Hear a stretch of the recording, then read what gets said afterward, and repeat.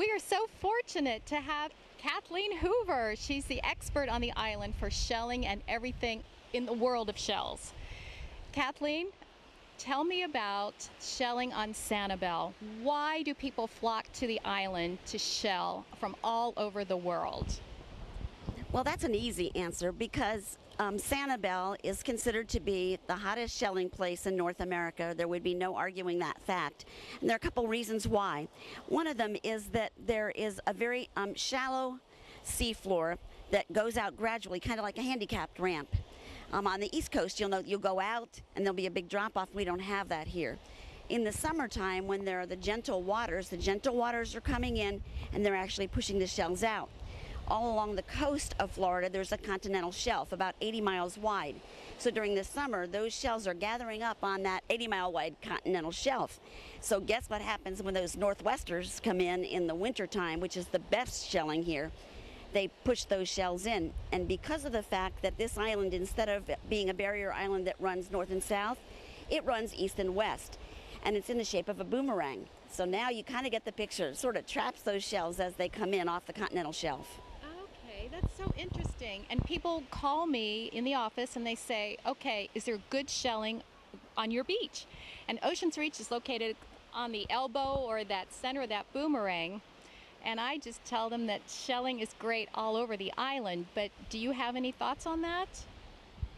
A few. There are a lot of things that you can do to enhance your shelling experience, but really there's not a bad place or a bad time to shell. Although I have to say that the very, very prime time would be from, Christmas time until March.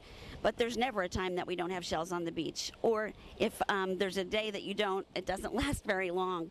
And I encourage people to, if they're not finding shells on the beach they're on right now, to change beaches. So today, if we're not finding shells here, then we might move over to Lighthouse, for instance, and look for some little tiny Wentel traps that maybe we wouldn't find here because of the geography. So to move around a little bit. And of course, the most important thing of all is to shell during the low tide. So you need to be very alert to the tide charts and start shelling about an hour and a half before low tide to an hour and a half after low tide. And that really enhances your chances of finding shells. Great advice. How can we keep you here at Oceans Reach all day to answer all these great shelling questions? And I'm sure our guests come to your museum, at the Shell Museum, to ask for help in identifying their shells, don't they? They do. They bring special things that they find here over and they want to know what they are or to verify identification. And that's part of what we do at the museum. We encourage people to come early in their stay so that we can give them these tips that will help them to find shells on your beach.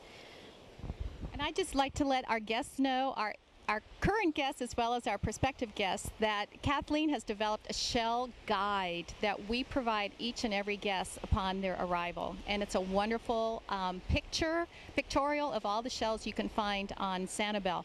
How many shells are identified in the guide, and how many shells have been found on Sanibel? On the guide, there are around 75 or 80 of the most common shells. The second question is a very common one, and the number I usually use is about 300 shells can be found in the shallow waters of Sanibel. Now, if you're willing to do some diving, you of course could enhance those numbers by maybe 40 or 50 species. Wow.